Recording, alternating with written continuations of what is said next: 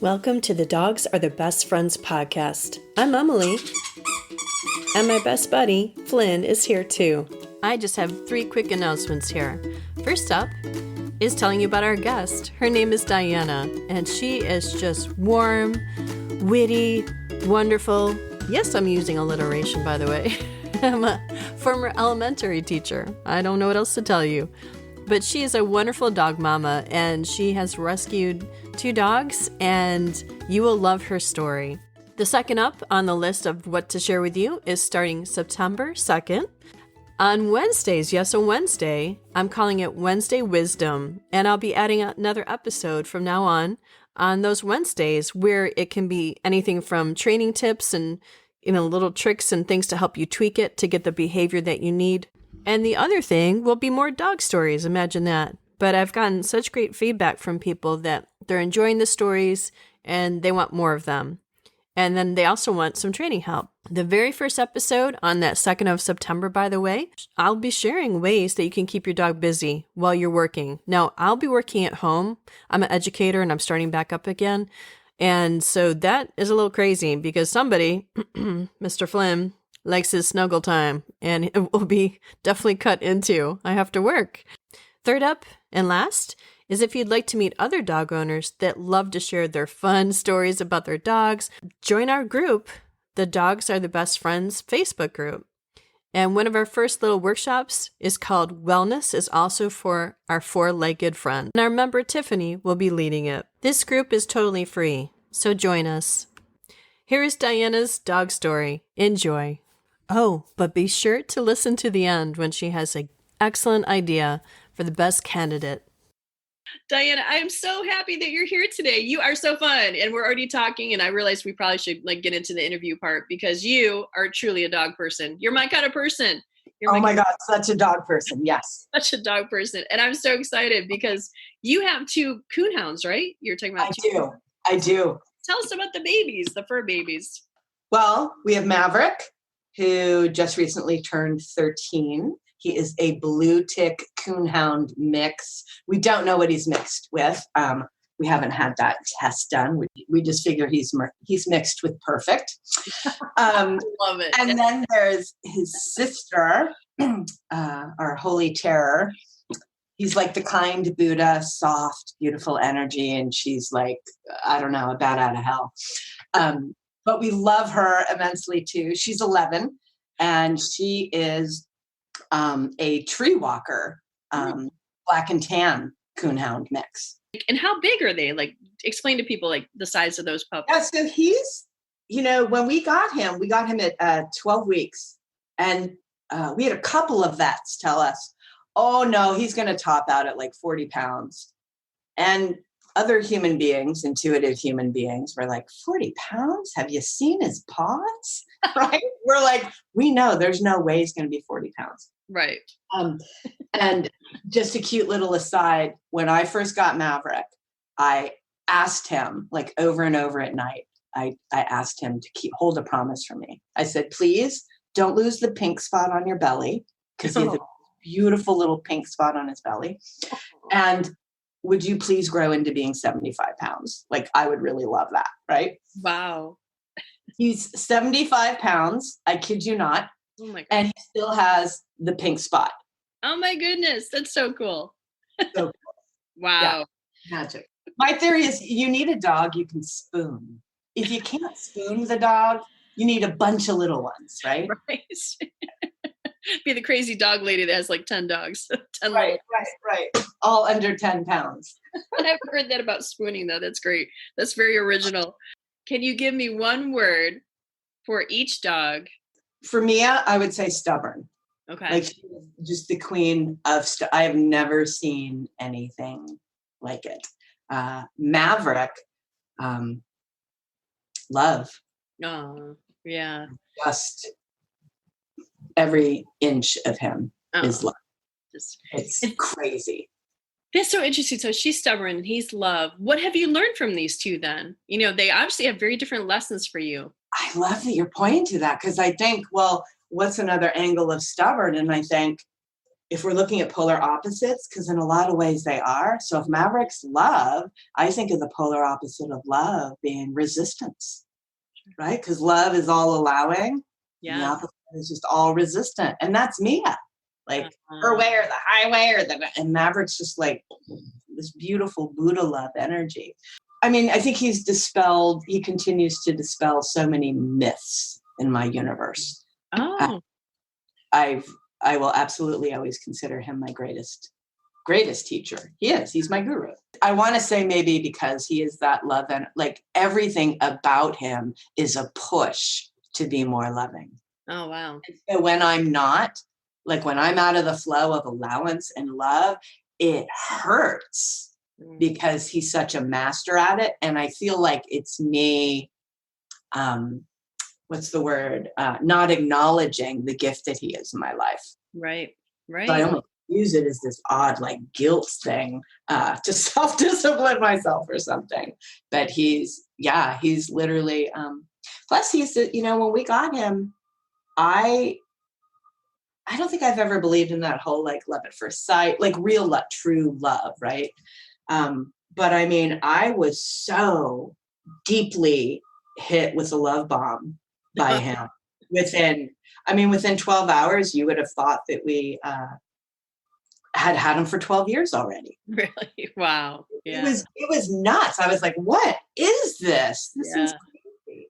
No, I get it. Because Flynn and I, everybody, thought we'd been together forever. Like within a week or two, we were just so bonded so quickly. And it was mind blowing. I didn't even know you could do that because he wasn't my dog from a puppy. I thought that was a puppy thing. So tell me one of your favorite stories to tell about, either both dogs or one of those dogs. Yeah. So I like to tell the story about how we got Maverick because I waited. I was one of those people. I'm a Virgo, so I can be a little too damn practical and planning. But I wanted to be in a space and in a situation. I didn't want to have a dog that just got locked up in the condo, right? Like I was like, if I'm getting a dog, I'm doing it right because I'm not going to feel like a crappy dog mama. Right. So my partner and I had moved into a condo that allowed us to have a dog, and I was working half time at home in my business and then half time outside. But so we just hit this point where the landlord was like, yeah, you can totally get a dog. So we went looking at the Boulder County Rescue, which just for your listeners, oh my God, the most amazing rescue ever. So we went, and there was a border collie there, puppy. And my partner would have taken anything home. He's like, let's do this one, right? But I was like, no, I got to have that feeling.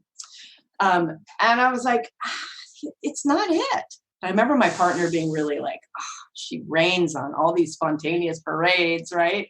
But I could just feel it. I was like, no, there is something calling us. And about a few weeks later, my partner was online at the rescue looking at the dogs, images, right? He's like, oh my God, babe, look at this one. And so he showed me the image and I was like, I don't know. But let's just go to the rescue. So we go to the rescue and we're walking down different aisles. And he goes down one way, I go down another direction. And I just like was screaming bloody murder. I was like, babe, oh my God, get over. Oh my God. And he comes running. I was literally like blocking other people from coming down because I was afraid somebody was going to take this precious dog. I knew it was insane. And my response was just ridiculous, a little cray-cray. Over the top. Yeah, over the top. And so he comes and he looks I'm like, babe, look at him. And he goes, he like gently like taps my shoulder. He's like, that's the dog I showed you online. I was like, not the one. He's like, it is the one. He's like, what's the name? They named him Floyd. And I was like, wow. So we were like, interesting. We're both in love with the same dog. So we had the guy take him out and introduce us. And of course, we fell in love with him. And we had him home for just a day. And the next day, he wasn't eating. Oh, no. And he was kind of acting wonky. And the next day, it was worse. We bring him into the bed. And they were like, I'm so sorry. We're going to have to take him back. He has parvo. No. I have never felt so sick, so completely destroyed. and angry at God. Like it felt like such a horrible tease. Like here you got this wonderful dog and gone, ripped and out. he's a tiny little baby. Like how could you? And it was horrible. So the good news was we didn't need to pay for, they were like, we're going to cover the parvo treatment. We didn't mean to give you a dog that had parvo. Good. And we're going to treat him, but just know that a lot of dogs don't survive, and he's a pup and blah, blah, blah. We go in every day, and Saturday we went in and he looked worse than, we could barely even get a tail wag. Whoa. I was just like, oh my God, I can't take this. And he was only in for like, I think 3 days by Saturday. And they told us we're going to have him weeks. It's going to take a good 2 weeks for him to, if he doesn't come around. So Sunday comes, you can't visit on Sundays. Oh my gosh. And so I'm like, oh my God, if he passes today, I'm just going to lose it. Right. Monday morning, I'm like their first phone call, right? Because we want to come in, we want to see Maverick. And she goes, is he doing okay? Like, you need to take him home today. He had an amazing turnaround last night. Whoa. He ate a pool bowl today and he nearly bit our resident's finger off. Yeah, come and get him. And we were like, what? You got to be kidding me. And so we, they came out with him, and he literally jumped out of the vet tech's hands, and into David, my partner's arms. And David couldn't even, contain him. He was just like kissing him all over. And like, it was like he couldn't crawl into David's chest fast enough. It was just the most. Wow. Like a heart connection, like literally had to be right there. Yeah. We were just like, not only what an amazing, the vets were like, it's crazy how fast that turnaround was. Like, we don't know how he did it, but we've always had that, when you go through such a big experience like that, and just to realize the depth of love. It sounds like, Maverick's pretty cool. Like you guys are in sync, let's put it that way.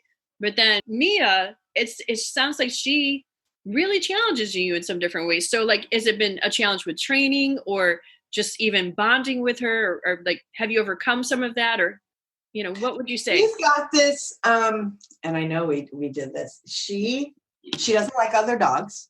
Oh, okay. When we brought her home, I kid you not, like we went to the airport, picked her up, right? Because we got her from a kill shelter in Tennessee.